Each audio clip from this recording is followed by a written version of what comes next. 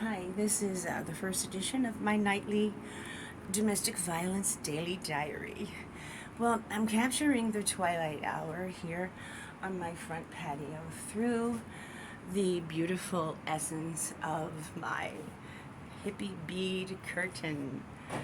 And I just think that these things are magical and beautiful to look at. All of the various textures and colors. I have a solar light out here. I got a Dollar Tree or something. That's adorable. Bill's not going to go walking with me tonight because he has a cramp in his leg. I offered a massager for him, but he won't let me. It's like he's afraid to feel, any sort of heterosexual feelings because we are breaking up as soon as I can find a place to go. And he's not helping, but he's letting me stay with him while I'm seeking out another living arrangement, a job, a roommate, something, someone, somewhere. And since he stopped terrorizing me to instill in me the fear that would make me realize I really have to go,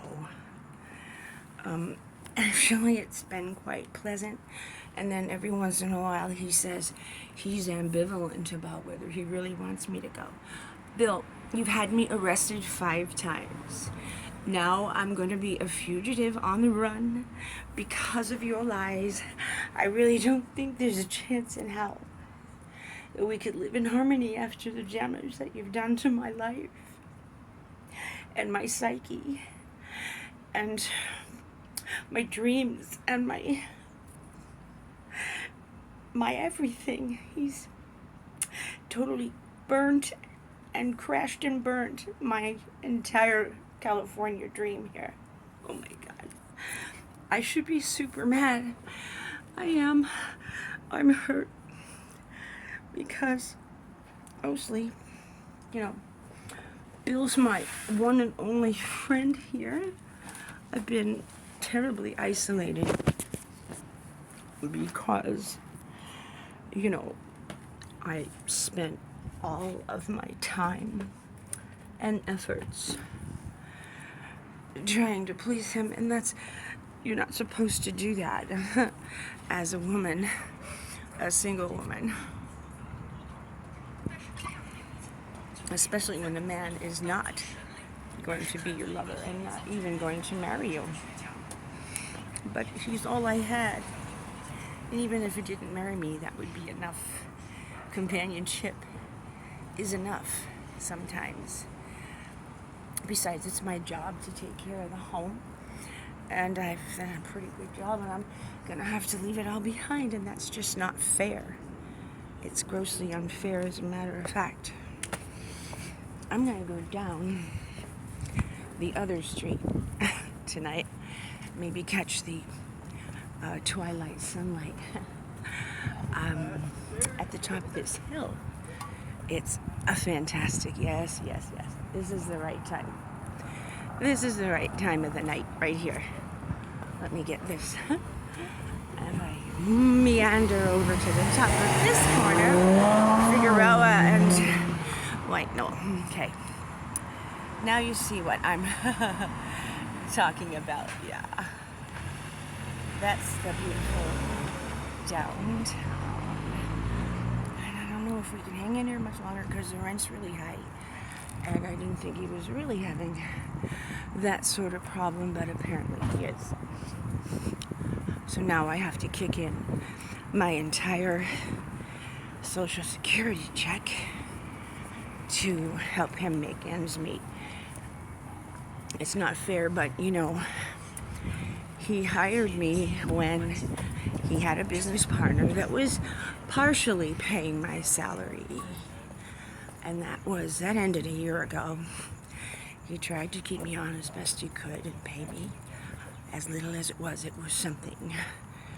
But I think the sudden increase in frequency and ferociousness of the physical abuse was too get me packing ASAP because he could no longer afford my stipend and he was too embarrassed to admit it. Here's another view here from this corner. Yeah, I don't know if the camera can focus on both my face and the distance. I'm not sure, so if I get my face out of it, maybe you can see the distance, or maybe if I squat it down, you could get both. Yeah, there you go.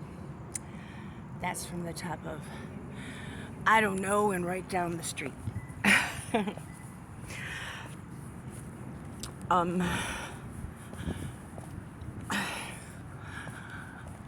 If I could just get a tutor to set up an online store for me, I could sell what I have and then buy things from Alibaba Express in bulk and do a drop ship kind of thing. I'm not sure. Everyone's doing it. I just have to do it in a unique, have unique merchandise. How can you get unique merchandise when everybody on the planet is shopping at Alibaba Express? Or at least looking at all the merchandise, so it's not really new. But do people really have time to cruise through Alibaba merchandise offerings where you have to buy 1,000 or more of any one item? I don't think so. Only those with stores online. I don't know.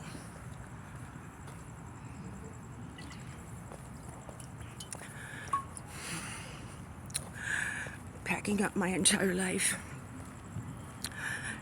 is a huge undertaking, and I've done it 5 times. He's moved me 5 times, by force, by threat, without notice, and never compensated me for any of these sudden, unexplained, unnecessarily cruel demands that I move out. Sure, he had a couple other houses I could live in. That was great. But he had other women there too, and they were awful. Just awful. Steal from me, stay up all night, make noise, argue with me, steal my stuff, try to steal Bill away from me, try to seduce him and malign my character in the process.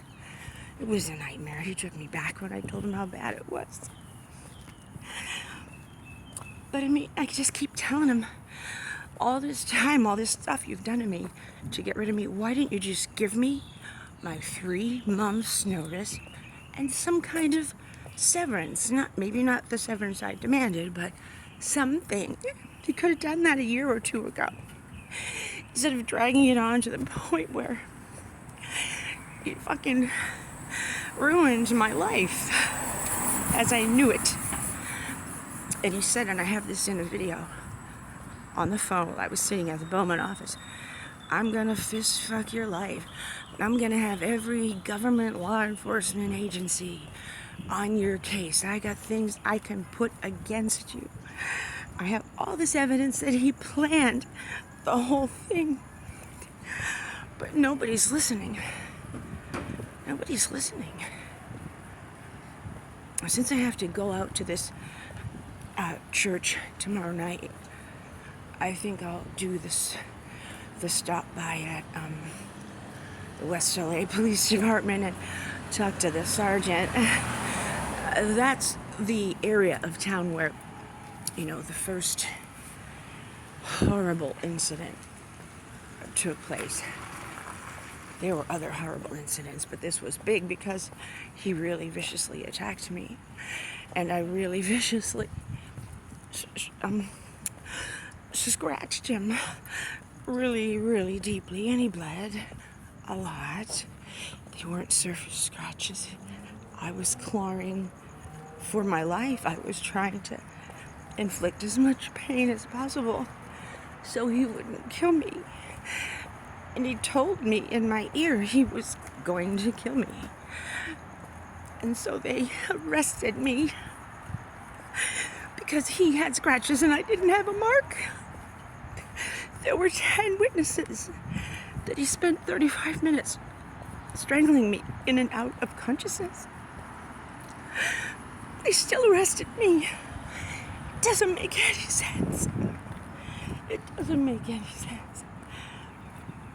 I mean, he's a known, convicted con man, a badass gangster, well known here in LA.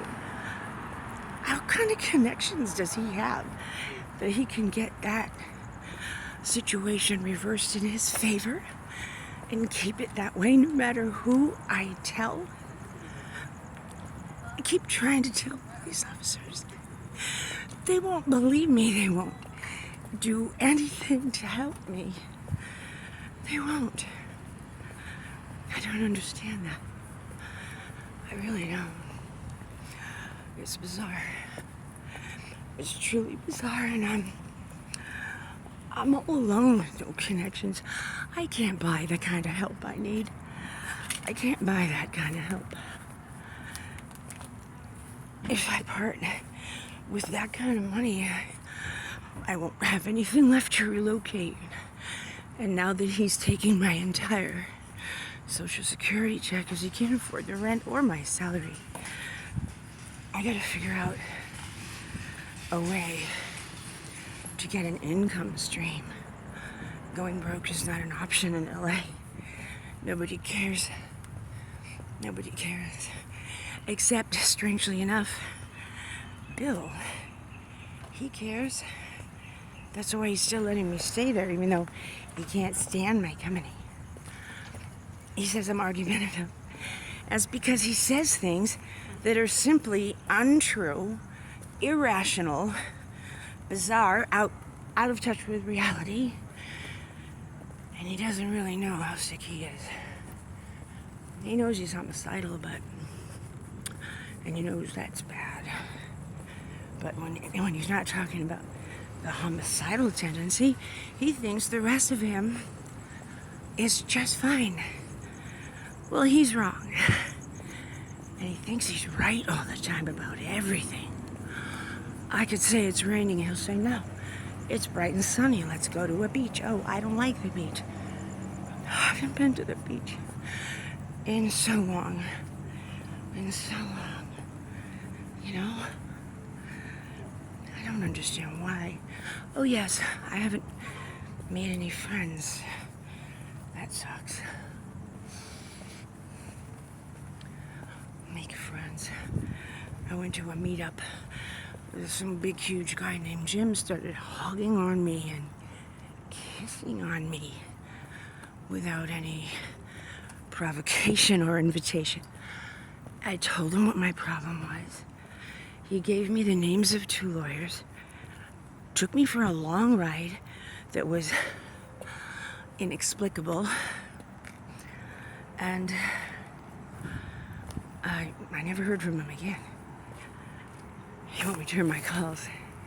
It's strange. Here's the lights of the city behind me.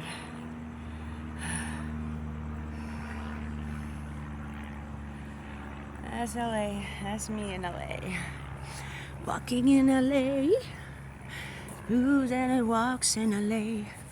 Well, that's it for tonight's video diary. I might touch base a little later. Tomorrow I see the rheumatologist and the dentist. I have to start getting some things under my belt before I have to Splitsville. I see a file cabinet I might like. There's a neighborhood where people put their junk on the curb. Good night, San Simon. It's Thursday night. I think it's the 14th, yes, of July. We got halfway through this month without arguing about air conditioning. That's an accomplishment. Bye for now. Take care.